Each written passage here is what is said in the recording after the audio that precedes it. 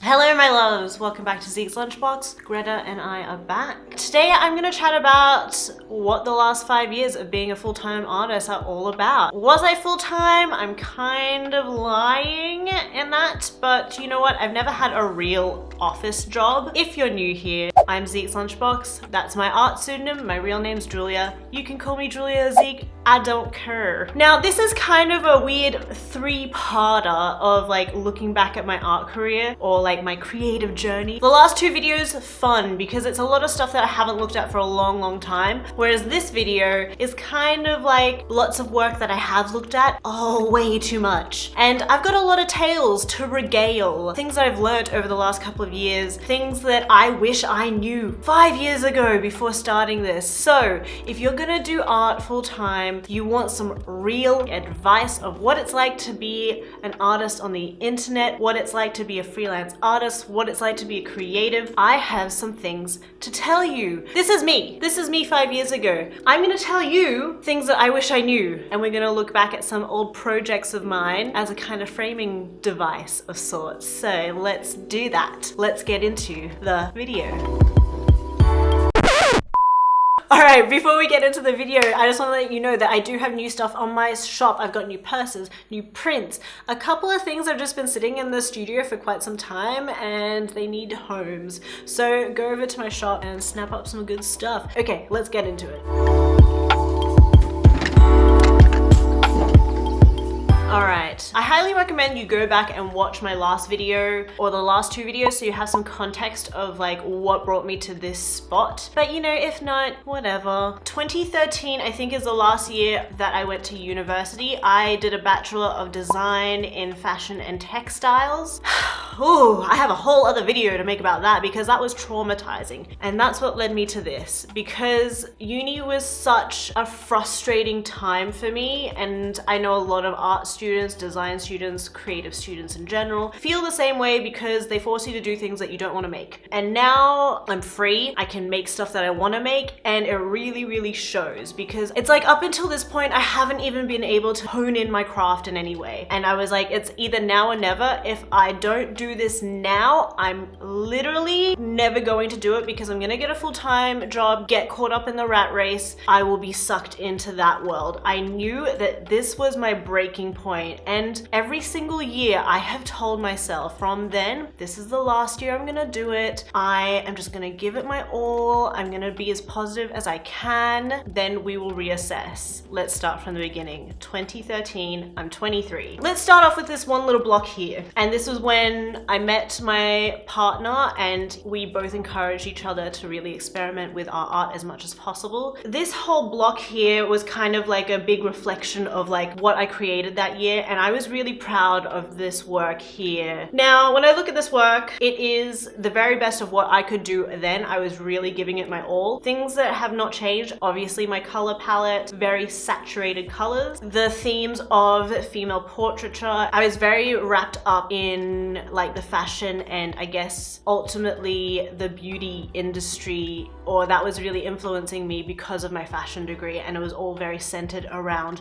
the woman. I don't have any conclusions for you. It's just that these things happened. I can kind of extrapolate reasons why, but not really. I was going through that whole like spacey, geometric, discombobulated, stripping back what being female is. Also at this point I started an Instagram, and just social media has really helped me connect with a lot of other local organizations and artists. So we were all like doing lots of group shows together, and that was really exciting for me at the time because it's like, oh, I feel like I'm actually really doing something. Being in group shows was like the most important things for me at that time. So I was always like on Facebook, always on Instagram, like really searching and seeking out other people. So these are some of the shots from this group show. I'm still kind of shocked that they would put this kind of work in their shop because it's a very trendy, hipstery shop. My aesthetic really didn't suit their store. I was only showing in this shop because I had a friend who just hooked me up. Now looking back at all of the opportunities that I've been given, every single one of them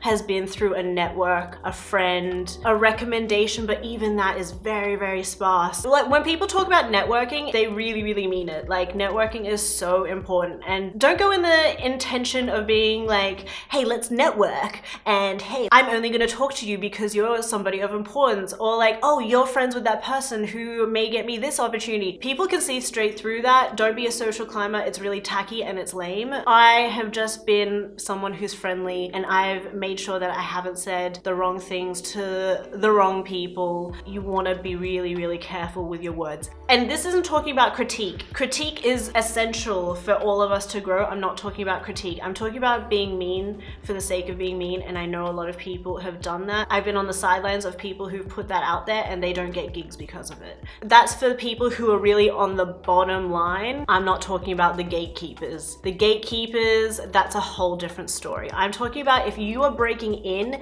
you need to be a freaking angel, and also your work needs to be really good too. So let's go to 2014. Let's just go straight into my first solo show. This was my first proper solo show in a gallery, and I haven't had a solo show since. Every single year I'm like, oh, this is the year where I'm gonna do another solo show, and it just hasn't happened. I just knew this year, because it was my first year out of uni, I just needed to make a body of work so I can just really see what I was capable of. I have such good memories of like the process of making this, because it was just me painting on my days off, really trying to figure out what acrylic paint was all about, learning how to just paint. And I made some works that I really, really like. I really love the luminosity in her face. I would change a lot of things here. Like, I don't really like the background in any way. I still don't really like a lot of my backgrounds. I need work.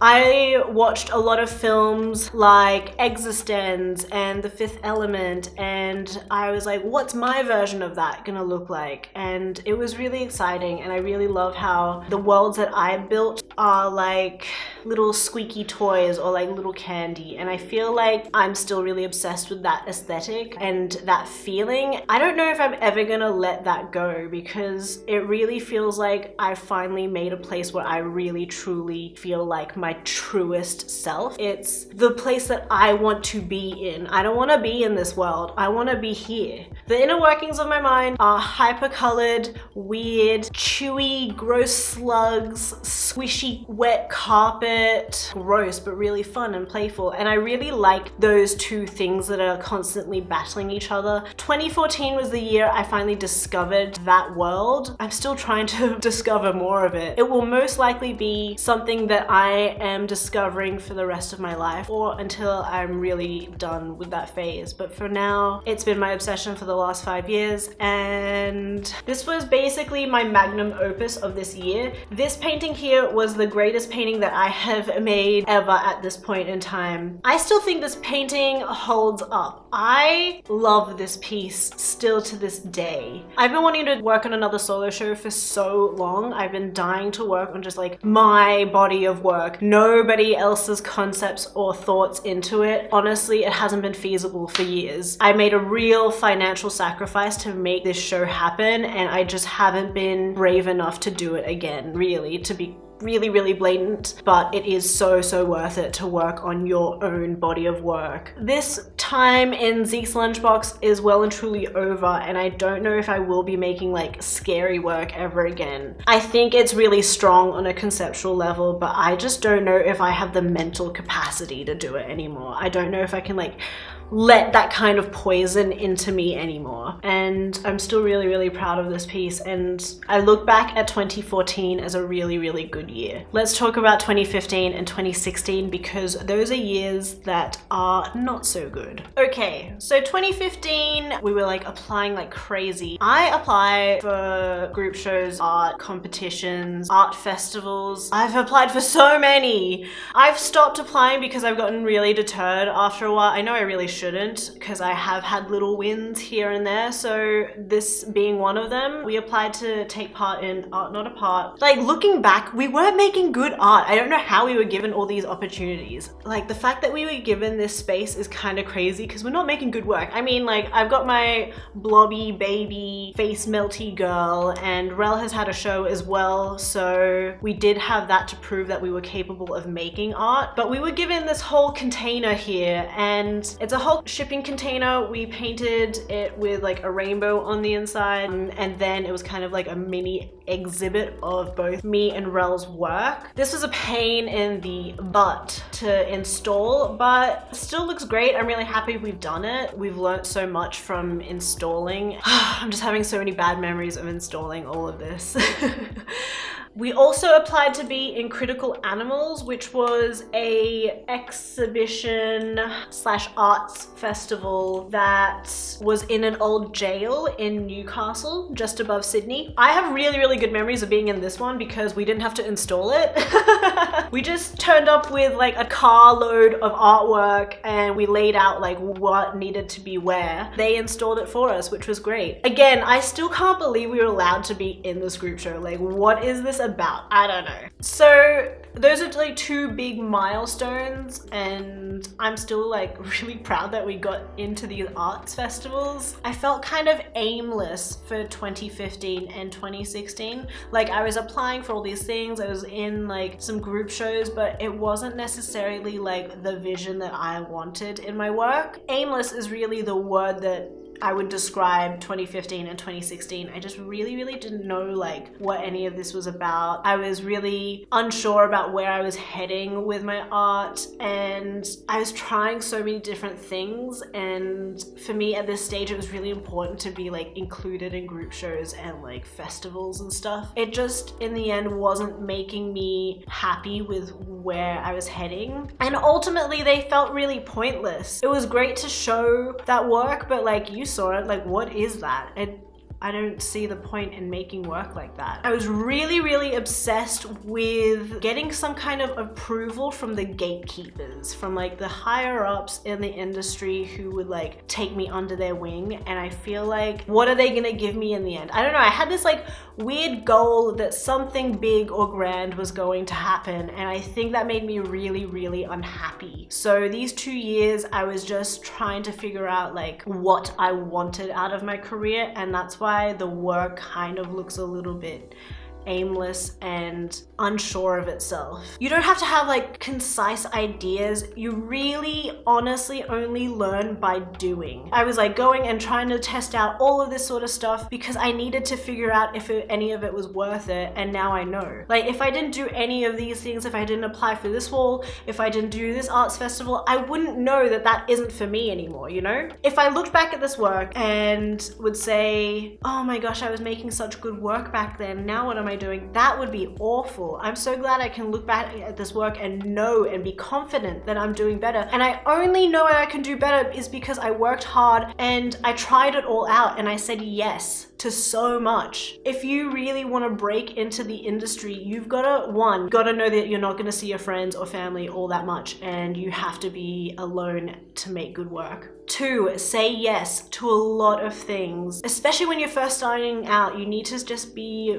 working hard for free a lot of the time too. 3, network. If somebody has something to say about you that it's positive and that, I don't know, you work hard. I'm sure some people have some negative things to say about me, and that's fine. Not everyone has to like you. What I want you guys to take away from this and learn from my mistakes, like, the hardest part about where you want to go in life is knowing what your goals are. That's actually the hardest part. Once you have the goal, it's easy to get there. It's finding the goal is the hard part. These 2015, 2016, 2 aimless years of where I didn't know what I was doing. I should have been just working on my own personal work this whole time. And that's what I learned at the end of 2016. I really wanted to recreate what that solo show was about. I was really happy with my own little body of work. Nobody else's influence coming into that. That's what brought me to where we are at right now. End of 2016, I decided I'm not doing any more of this random stuff. It's not showing what I'm capable of in any way. So I was like, I'm gonna work on my own stuff. And I finally had a breakthrough through. End of 2016, I started this little series, Z Creatures, which is still going on today. Cottontail and Mystical Menagerie are always going to have a special place in my heart, just like Blobby Baby, because it feels, not only were those pieces like big milestones and I think aesthetically really nice, but they really mean something in my own personal career. They feel like real personal breakthroughs, and I just love these pieces so much. I had gotten to a point where I just wanted to make really happy, fun work that was cute and playful, and that's what brought me to these paintings here. All right, everyone. I thought it was cool to like talk about the past, present, and now let's chat about the future. My future plans for Zeke's Lunchbox are to keep building this community that we're making. I really love making these videos for pretty selfish reasons, to be quite frank. One, it holds me accountable. Two, it's a really good reflective exercise, just like this. Without this video and this excuse, I would have never looked back at my art to like really be able to reflect and know where to go in the future. And three, I really love the community that we're building here. I feel like we're growing not only in numbers, but also growing with just like learning our skills together and, I don't know, becoming better creatives together. If you guys want to subscribe and like the video, that would be much appreciated. I post every single Sunday, so keep tuning back then. If you want to catch me in between that, you can catch me on Facebook and Instagram. I post on Insta stories quite a lot. Also sign up to the mailing list, because that's really the best way to get like your big fat roundup of all things Zeke. If you want to support the channel and my art, go over to my shop and get some merch. There's some new tings on there. There's some new purses, some new prints. And I will catch you guys in the next one. See you next week. Bye!